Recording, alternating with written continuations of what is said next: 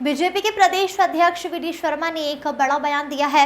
उन्होंने कांग्रेस पर आरोप लगाते हुए कहा कि कर्नाटक में आईटी की रेड द्वारा 42 करोड़ रुपए बरामद किए गए थे। इन पैसों को मध्य प्रदेश और छत्तीसगढ़ में खपाने की तैयारी थी। आगे उन्होंने कहा कि पीएम मोदी ने कहा था कि कांग्रेस अगर किसी चीज की गारंटी है तो वह भ्रष्टाचार की गारंटी है। आज उनकी यह कही हुई बात 100% सच साबित हुई है। वी.डी. शर्मा ने कांग्रेस पर आरोप लगाते हुए कहा कि कर्नाटक में आईटी की रेड में 42 करोड़ रुपए मिले थे।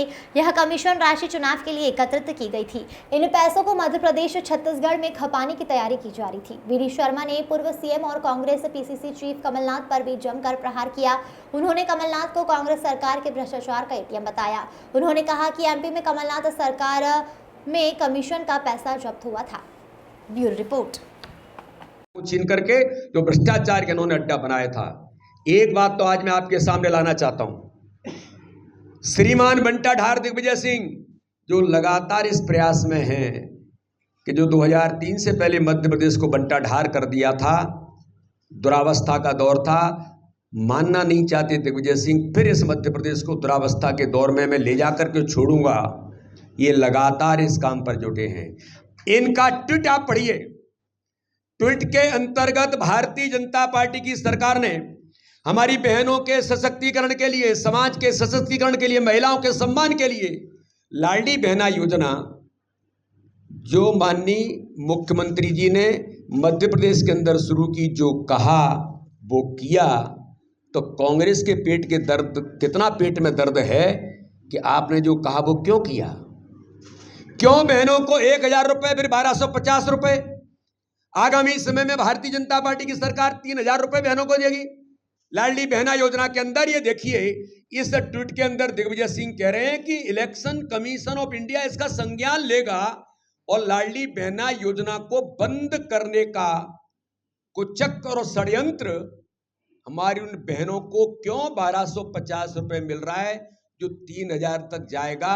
ये दिग्विजय सिंह का ये ट्वीट कहता है कि हमारी उन बहनों के हक और अधिकार को वो छीनना चाहते हैं योजनाबद्ध तरीके से। मैं पूछना चाहता हूं, क्या है दिग्विजय सिंह आपका इसके पीछे?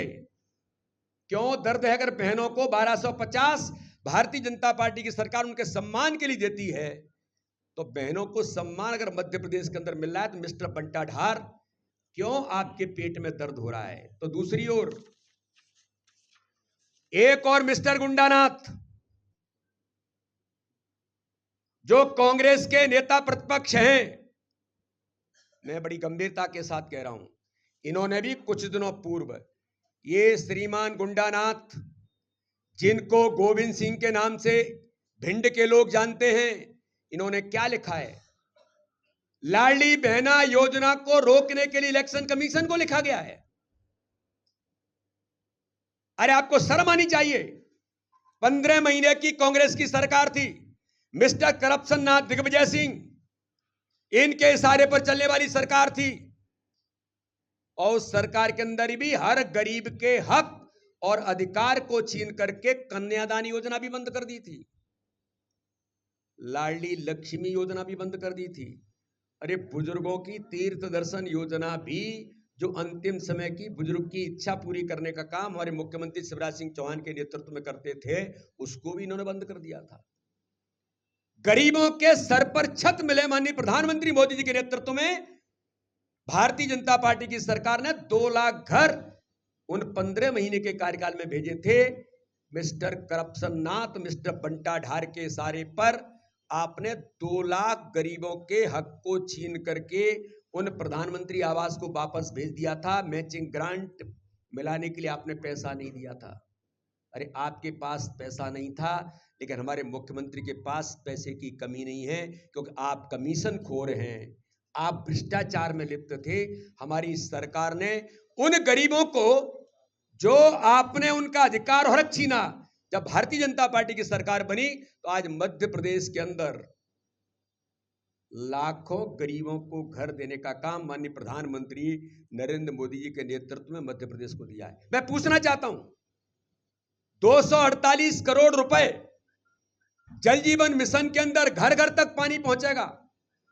माननीय प्रधानमंत्री का महत्वाकांक्षी अभियान, भारत का कोई गांव ऐसा नहीं बचेगा जहां नल के टोटी से पानी नहीं पहुंचे, आपकी जब सरकार थी मिस्टर करप्शन नाथ, मिस्टर बंटाधार दिग्विजय सिंह के इशारे पर आपने 248 करोड़ रुपए लैप्स हो गया, लेकिन गरीबों को पानी नहीं पहुंचे, ये आपने प्रयास करके वो पैसा वापस चला गया। ये ऑन रिकॉर्ड भाजपा का अध्यक्ष बोल रहा है। मीडिया के मित्र कभी इनसे पूछें कि इनको जवाब देना चाहिए। वैसे तो झूठ की मशीन है, पहले भी झूठ बोलते हैं, बाद में भी झूठ बोलेंगे और आगे भी झूठ बोलते रहेंगे।